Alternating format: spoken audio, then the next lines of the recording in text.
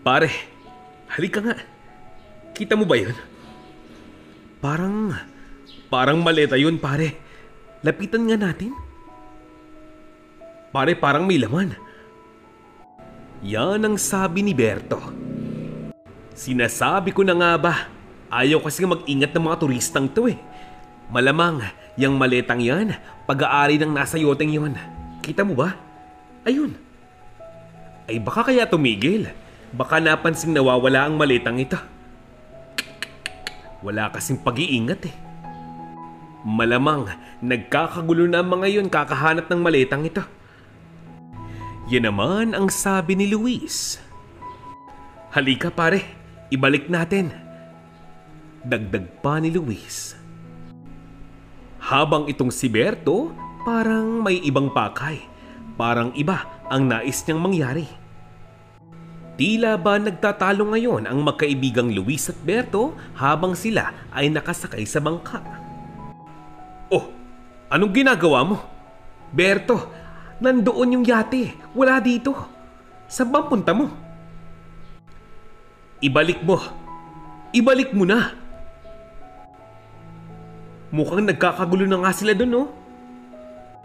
Ang sigaw ni Luis sa kanyang kaibigan. Alam mo, ang ingay mo talaga pare. Idadaong ko lamang sa dalampasigan ng ating bangka. Hindi mo ba nais makita ang laman ng maletang ito? Pare, relax ka lang kasi. Masyado kang tensyonado eh. Tumahimik ka muna. Ingay mo. Ang sabi ni Berto. Paano kung tatahimik? Pare naman. Berto, hindi sa atin ang maletang iyan. Bakit mo na naising makita ang loob niyan? Kung anumang laman niyan, wala na tayong pakialam doon. Hindi mo ba alam? Pag nanakaw tong ginagawa mo. Yan ang sabi ni Luis. Pero ang saad ni Berto, yan ka na naman pare. Nagmamagaling ka na naman. Nagmamarunong. Anong sinasabi mong pagnanakaw? Bakit? Kinuha ko ba to sa yate ngayon? Oh, ano? Natahimik ka, no? Inagaw ko ba sa kanilang maletang ito? Oh, hindi ka nga sigurado kung kanila ba ang maletang ito? Pare, isipin mo, hindi ka nga sigurado kung kanila ba ang maletang ito? Hindi ko nasakop, hindi ko na kasalanan kung sila ay pabaya.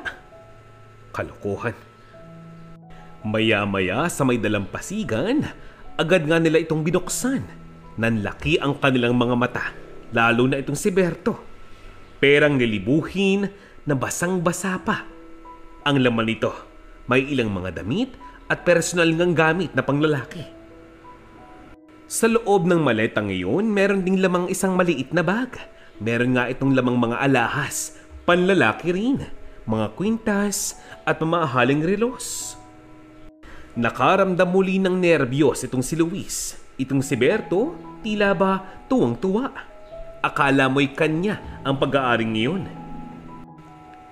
Alam na nga nitong si Luis kung anong balak ng kanyang kaibigan. Pinagsabihan niya ito. Ang sabi nga niya, pare, huwag mo nang ituloy kung anong balak mong gawin. Isipin mo, hindi sa'yo ang pag-aaring ito. Baka mamaya, hinahanap na nga ito ng mga Coast Guard. Ang ending niyan baka makasuhan ka pa. Pare naman, huwag ka nang magalit sa akin. Hindi ako nagmamagaling sa iyo. I-turn over na natin ang pag-aaring ito sa mga pulis, sa barangay. Problema lamang ang bitbit ng mga kayamanang iyan. Hindi yan sa iyo pare, hindi sa iyo. Yan ang sabi ni Luis, kaya lang hindi talaga siya pinapansin ng kaibigang si Berto. Binibilang nga nito ang lahat ng perang laman ng maletang iyon. Lumipas na ang mahigit 5 minuto, hindi pa tapos ang bilangan. Sa aking palagay, aabot siguro ng 7, 8 o hanggang 10 milyong piso ang laman ng bag na iyon. May mga alahas pa. Ang mukha ni Berto hindi maipaliwanag. Anumang sabihin ng kaibigang si Luis, hindi niya nga pinapansin, hindi niya pinapakinggan. Nabulag na nga siya ng kayamanan.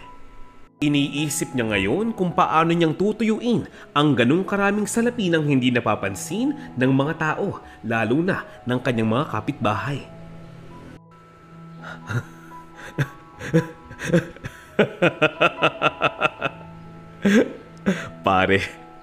Pare mayaman na tayo. Magaling pa umupo ka rito. Paghatian natin to, pare. Nang guminhawa naman ng buhay natin. Mula bata pa lamang tayo, mahirap na ang buhay natin. Isang kahig, isang tuka. Kung hindi ka kikilos, mamamatay ka sa gutom. Alam mo yan, hindi ba? Luis, mahirap ang maging mahirap. Siguro, ito na ang paraan ng dagat para ibalik ang lahat ng ating pinaghirapan. Isipin mo ang pamilya mo. Isipin mo ang sarili mo. Umupo ka na rito at paghatian na nga natin ito. Ano pa bang tuong iniisip mo? Walang nakakita sa atin. Aba, pare, isipin mo. Malaki ang maiitulong ng mga kayamanang ito sa buhay natin. Tama na yung pagngulngul mo dyan. Halika na rito. Tik naman talaga, pare, pinapatagal mo pa eh. Hoy! Yan ang sabi ni Berto. Pare, kaibigan kita. Kahit saan ka magpunta, sinusuportahan kita. Pero sa pagkakataong to, maling-mali na nga talaga. Alam ko, mahirap ang buhay natin. Ganoon pa man, hindi ko kayang ipakain sa pamilya ko ang nakaw. Anong malay mo? Baka meron silang paggamitang mas mahalaga. Baka meron silang emergency. Bakit hindi na nga lamang nating isauli?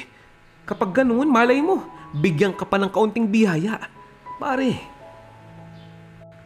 makukonsensya ka lamang sa matagal na panahon kung hindi mo ititigil yung kalokohan mo.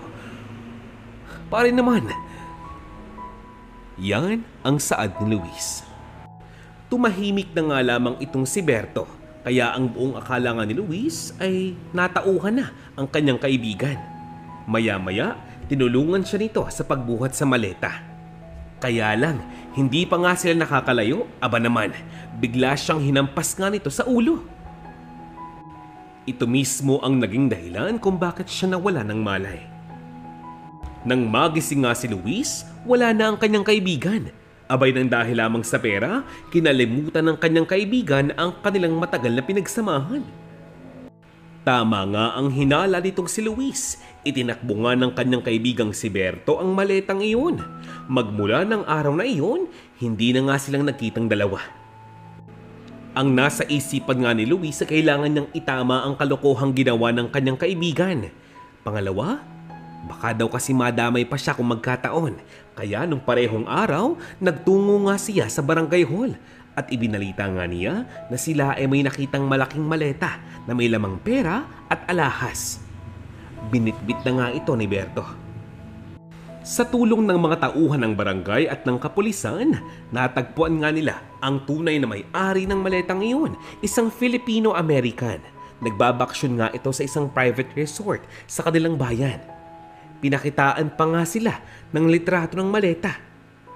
Si Luis, siguradong sigurado, iyon ang maletang nakita nga nilang lumulutang sa karagatan. Nang makausap nga ni Luis ng personal ang tunay na may-ari ng maleta, sinabi nga niya kung anong kanyang nakita sa loob ng maletang iyon. Napakaraming salapi at mga alahas. Napag-alaman ni Luis na kaya pala napakaraming salapi sa loob ng maleta ngayon, pambayad pala yun sa kanyang biniling lupa at bahay sa Maynila.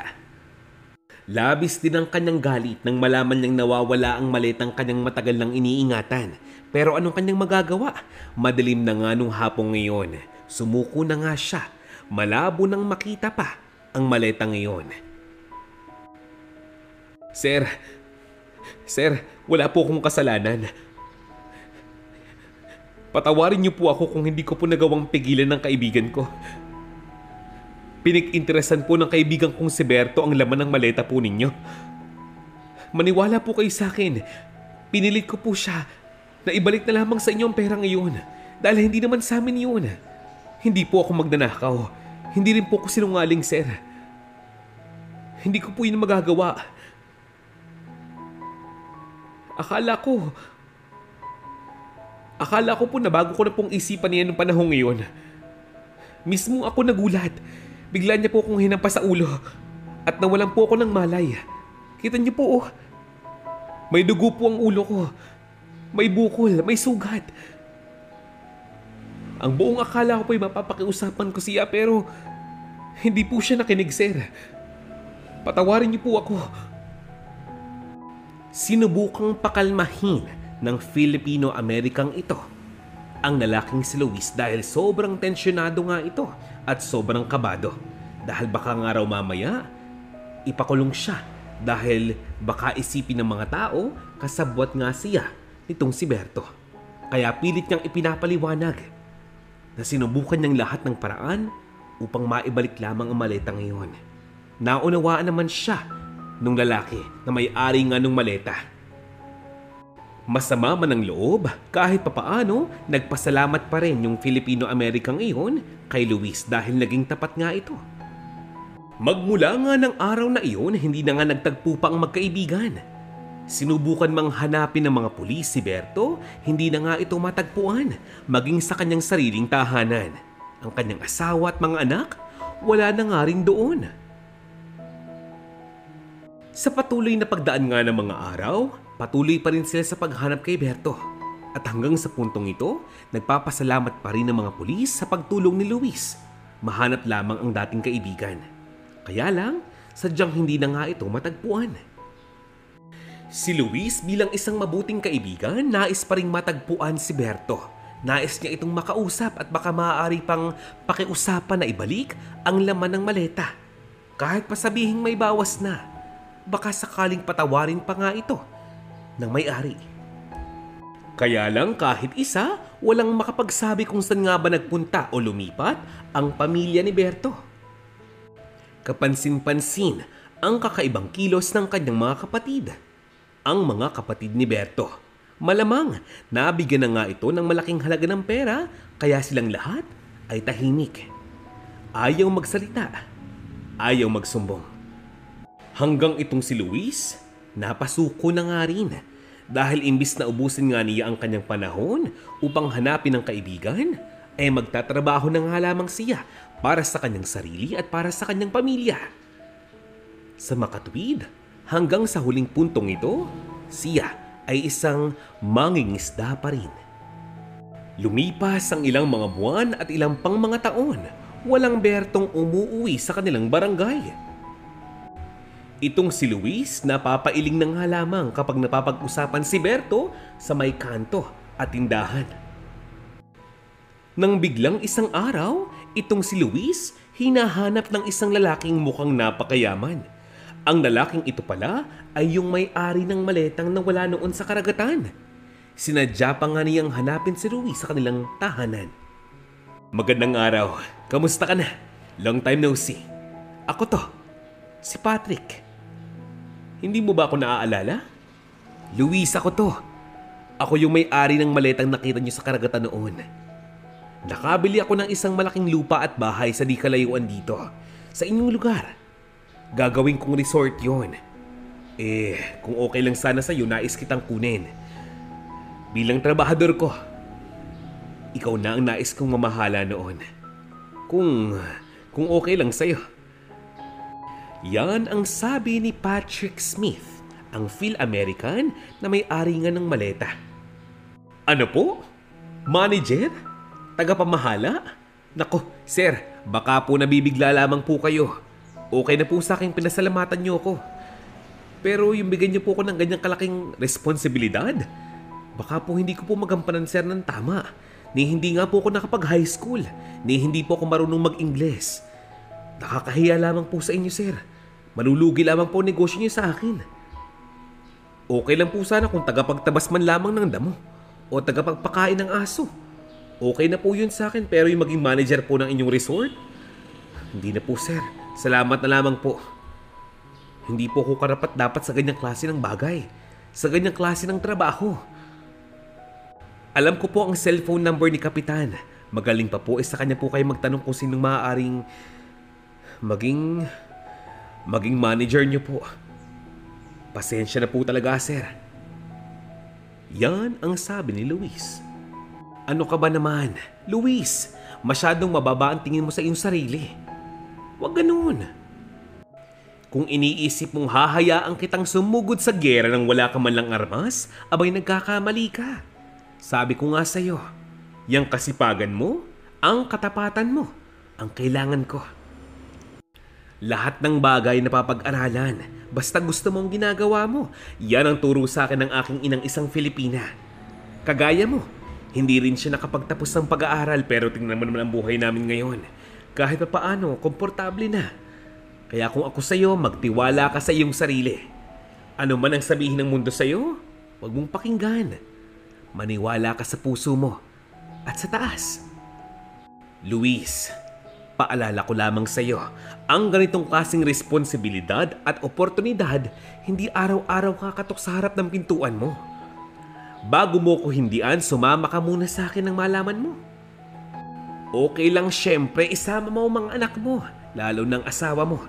Doon, meron kayong sariling bahay at lupa. Meron ka pang maayos na trabaho. Hindi na magugutom ang mga bata. Ikaw ang aking pagkakatiwalaan sa pasilidad ng resort na iyon. Maaaring hindi yung ganong kalaki pero ang sakin lang, naniniwala ako sa inyong tibay, sipag, determinasyon at katapatan. Sana, huwag mong sirain yon. Agad namang kinausap ni Luis ang kanyang asawa at mga anak. Agad naman silang pumayag. Tuwang-tuwa pa nga ang mga ito. Sobrang sabik na nga silang makapunta sa lugar na iyon. Sino ba namang hihindi? Magkakaroon ka na nga ng mas magandang trabaho? Magkakaroon ka pa ng sariling bahay at lupa. At dahil pumayag na nga rin ang asawa ni Luis, agad silang sumama sa lalaking iyon. At dinala nga sila sa isang resort. Kaya lang, ang hindi niya nga inaasahan, napakalaki ng resort na iyon. Napakalaking bahay bakasyonan nga niyon. May malawak na swimming pool at sa likurang bahagi nga nito, isang bungalow na bahay. At doon nga sila titira. Kumpleto na ang lahat ng appliances, maging mga kasangkapan. Halos mapayakap na nga itong si Luis sa lalaking tumulong nga sa kanila, sa kanyang pamilya. Parang anghel nga itong bumaba sa langit. Dahil sa tunay nga lamang ay sadyang napakahirap nga talaga ng kanilang buhay. Hindi naman regular ang kanilang trabaho. Maging ang asawa nga ni Luis na si Mariel ay nagpasalamat kay Patrick at nangakong hindi sila sisira kahit na kailan sa tiwalang ibinigay nga nitong lalaking ito at ng kanyang pamilya. Napakaganda ng lugar na iyon. Mura lamang ang renta. Kayang-kaya ng mga Pilipino magbayad doon. Hindi nga nila target ang mga turistang kano o nagmula sa ibang bansa. Ang nais nila, maging mga Pilipino mismo ay makaranas ng ganong klase ng resort, ng ganong klase ng enjoyment, ng ganong klase ng bakasyon. Kaya naman, dinagsa agad-agad ang resort na iyon ni Patrick. Napakamatulungin ng mga staff ng resort na iyon. Napakalinis ng paligid. Mag-i-enjoy ka naman talaga. At ang mas nakakatuwa pa, makikita mo, mayroong mga lifeguard sa paligid. Hindi ka nga matatakot kung biglang magkaroon ng aksidente. Masaya ang tugtugin. Nag-o-offer din sila ng masarap na mga pagkain. Hindi na nga nakapagtataka na mag-boom ang resort na iyon.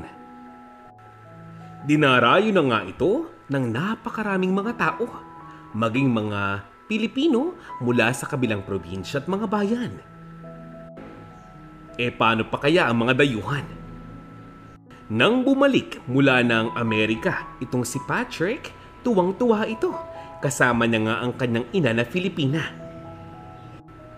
Aliw na aliw sila sa mag-asawa nga ni Luis at Mariel. Masipag at sadyang mapagkakatiwalaan. Madaling matuto. Higit sa lahat, madaling lapitan. Napakapalakaibigan. Gustong-gusto nga ito ng mga dayuhan. Sa tulong ng suporta at gabay nitong si Patrick, si Luis at ang kanyang asawang si Mariel humuhusay na.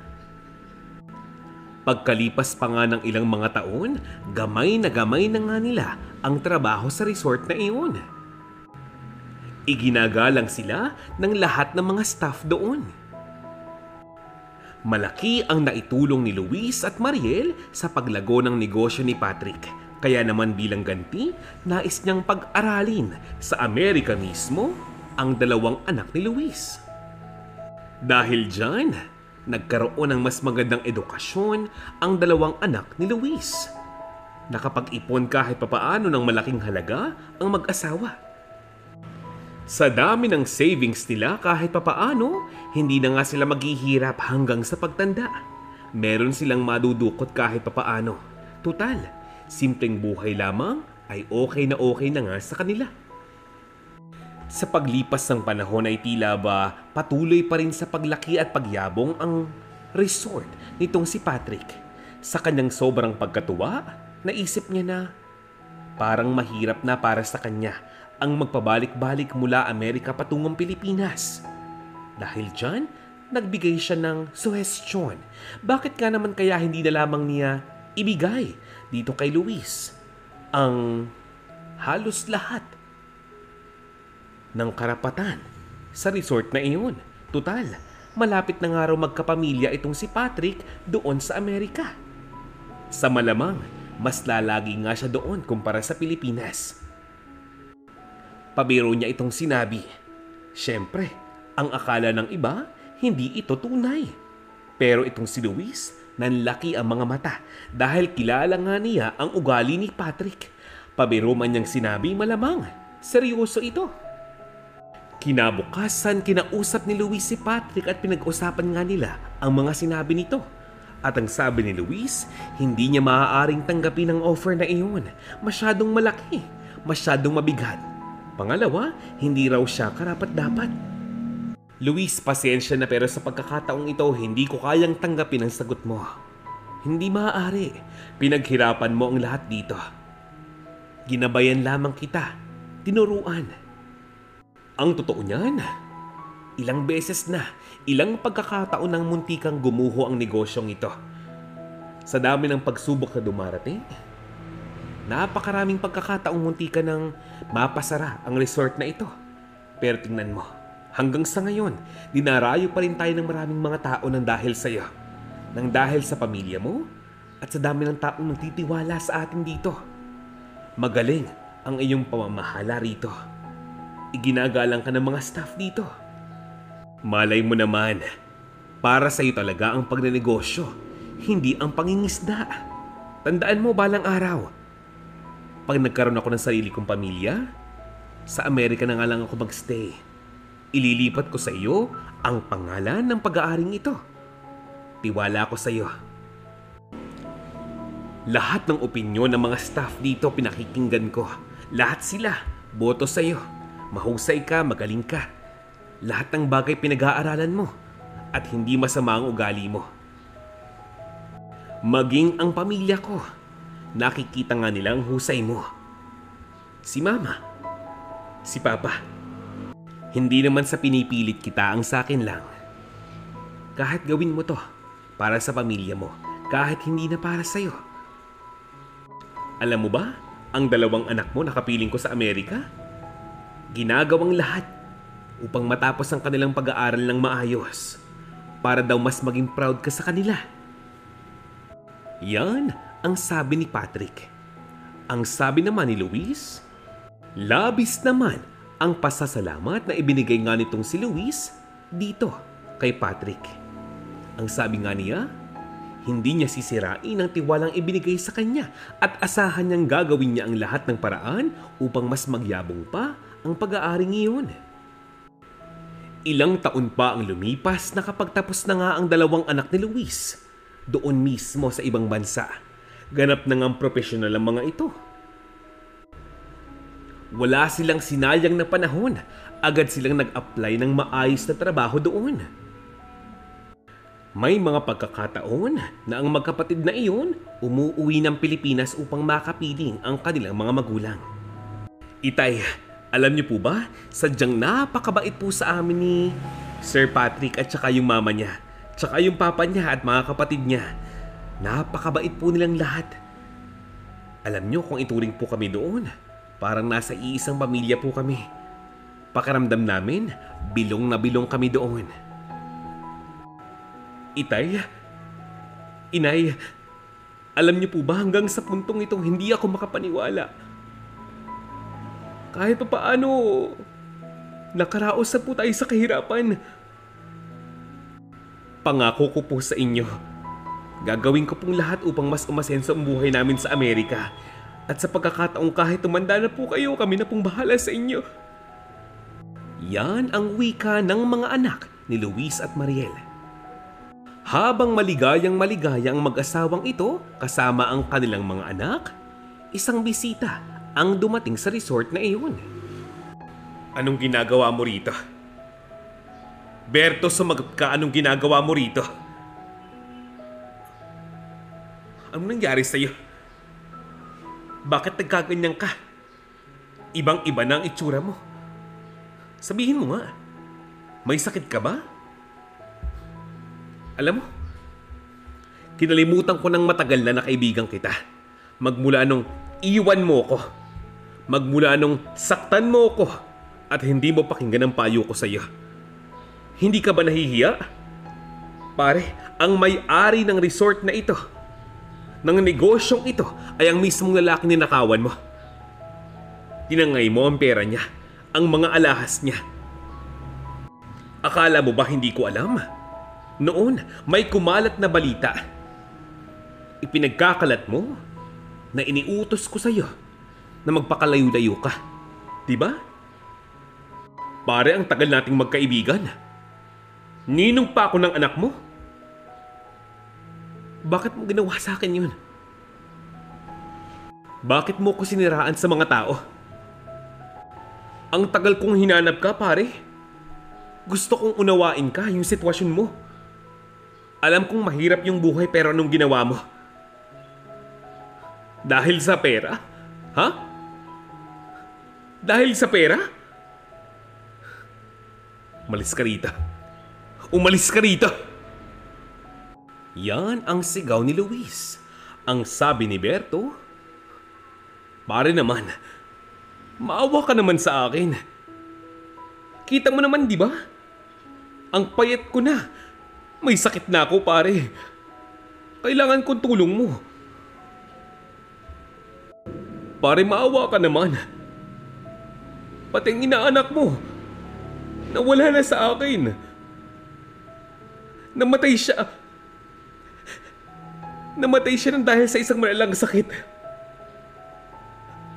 Ang kumari mo, nilayasan ako.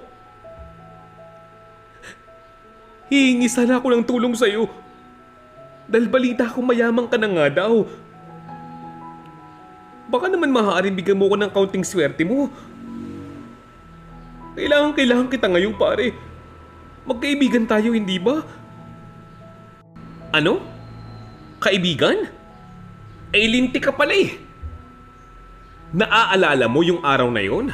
Nung hapong yon, hinampas mo ko ng matigas na bagay sa ulo ko. Nakaapekto yun sa akin. Ha? Alam mo ba hanggang sa puntong ito, may balat pa, may peklat pa ang likuran ng ulo ko nang dahil sa'yo. Ang sabi ng mga doktor, munti ka nang may pumutok na ugat dahil doon. Tapos ngayon, kaibigan? Pare, magpasalamat ka at hindi pa ako tumatawag ng pulis ngayon. Pakiusap, umalis ka na lang. Utang na loob, umalis ka na lang dito. Tumakbong palayo itong si Berto nang dahil sa kanyang sobrang takot. Ang buong akala niya, mapapaikot pa niya ang isipan ng kaibigang kanyang tinaraydor. Muling nagtago-tago itong si Berto dahil na rin siguro sa dami ng kanyang pagkakautang. Eh paano ba naman sa matagal na panahon, nalulunga ito sa sugal. May mga pagkakataong sumama pa nga siya sa masamang mga kaibigan. Ginamit lamang siya at niloko. ninakawan, at sinamantala ang kanyang kaignorantihan. Maging ang kanyang asawa hindi nakapagpigil. Kinuha ang halos lahat ng pera sa kanyang taguan. Sumama sa ibang lalaki. Saan niya kamo natagpuan? Di sa sugalan din. Isang araw, nakausap nga ni Luis itong si Patrick at humingi nga siya ng payo rito. Ang sabi nga ni Patrick, "Luis, hayaan mo na. Hayaan mo na ang nakaraan. Kita mo naman, hindi ba? Karma na ang inabot ng kumpare mo. Karma na ang kalaban niya. Basta ang mahalaga ngayon, naging mabuti kang tao sa kanya at sa mga tao sa paligid mo." Minsan may mga pagkakataong kahit ako, naiinis pa rin ako, nagagalit pa rin ako. Pero tuwing naaalala ko kung gaano kalaking tulong ang ibinigay mo sa aking resort at sa mga pag-aari ko, na-realize ko parang doble-doble pa ang ibinalik mo sa akin. Kaya kalimutan mo na nakaraan, ha Luis? Mag-move on na tayo. Nang dahil sa tulong ni Luis at ng kanyang pamilya, mas lumago pa nga ang resort ni Patrick. Lumago pa ito ng lumago. Nagkaroon pa nga ito ng ilang branches sa ibang probinsya. Ang dalawang anak ni Luis, pamilyado na. Maganda na ang buhay sa Amerika. Ilang buwan pa ang nakalipas itong si Patrick, kahit matandang binata na, nakapag-asawa pa ng isang Filipino-American din doon sa Amerika. Alam mo ba, nagkaanak pa nga sila ng 2. Kambal pa. Pagbalik nga ni Patrick ng Pilipinas kasama ang kanyang mag-anak, ay sinorpresa niya itong sina Luis at Mariel. Inilipat niya sa pamamahala ng resort. Maging ang titulo nga ng lahat ng pag-aari ngayon kay Luis at sa kanyang asawa. Alam niyo ba, kahit pa sabihing milyon na ang pera nga ni Luis at Mariel sa bangko, hindi nagbago ang kanilang ugali. Napakaraming tao na nga ang kanilang natulungan, binigyan ng pagkakakitaan at ng trabaho. Sa panahon ng emergency at kalamidad, sila ang takbuhan ng mga tao. Napakaraming nagsasabi bakit nga ba hindi tumakbo sa politika itong si Luis. Subalit humindi nga siya. Ang sabi niya, basta tutulong na nga lamang siya sa panahon ng pangangailangan. Hindi na kailangan ng boto, hindi na kailangan ng politika. Habang patuloy ang success sa buhay ni Luis, lahat ng bagay na ito nalaman nga nitong si Berto. Hindi man niya harapang nasabi kay Luis, subalit nais niyang humingi ng kapatawaran dito. Pero dahil mahina na ang kanyang katawan at sadyang pinapahina pa ito ng kanyang mga karamdaman, tanging sa panalangin na nga lamang niya nasabi ang mga iyon. Hanggang sa rumatay na nga ang kanyang katawan, doon pa siya inabot sa bahay ng kanyang malayong kamag-anak. Doon na nga ito binawian ng buhay. Sinabi ng kamag-anak na ito kay Luis at Mariel ang nangyari kay Berto. Sinundo niya ang kanyang kaibigan at pinalibing sa magandang libingan. Ang kanyang huling nasabi, "Ay, kaibigan, kay lupit ng tadhana, mahirap ang maging mahirap. Pare, magpahinga ka na. Sumalangit nawa ang iyong kaluluwa. Matagal na kitang pinatawad, pare. Sana ngayon, matahimik na sa kalangitan ng iyong kaluluwa. Gabayan mo kami rito sa lupa. Ikaw nang bahala. Panginoon, patawarin niyo po siya." Yan ang bulong ni Luis sa puntod ni Berto. At dito na nga po nagtatapos ang ating istorya ngayong araw na ito. Ang istoryang ito ay nagpapakita na gaano pa man kahirap ang buhay, huwag mong susukuan ang tama. Huwag mong tatalikuran ang katapatan at tiwala. Maaaring hindi lahat ng tao nakakakuha ng swerteng katulad ng kay Luis at Mariel at ng kanyang pamilya. Ganoon pa man, naniniwala pa rin ako na maraming tao pa rin ang mabuti ang puso. Magtiwala tayo. Ikaw, anong aral ang nakuha mo sa storyang ito? Comment mo na. Comment down below. Shout out time! Wow, napakaraming komento. Maraming salamat pong muli. Sisimulan ko sa iyo, Miss Marieta Flores, Aries1046, Shirley Gayanelo, Lani Ibanez, Angelina Samia, your friend 7619. Hi, Miss Carmelina Parcon, Constancia Durandi, 4550, hi. Mount Data, Norma Tingson, Christopher Almario, Emelita Manuel, Wildcats Kuting, Lisa Rubio, Pio Poneles, Miss Anonymous 23, Agustina Aniceto, Mariz Santiago, Juanita de Rojas, Virgie Vergel de Dios, at Erlinda Claveria.